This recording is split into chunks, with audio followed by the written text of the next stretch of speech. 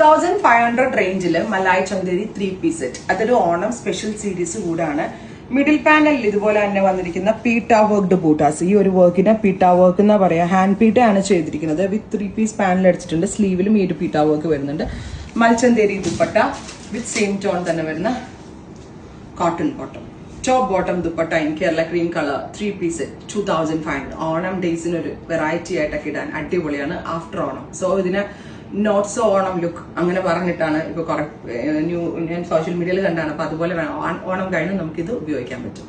Try ചെയ്ത് നോക്കാം. Thank you.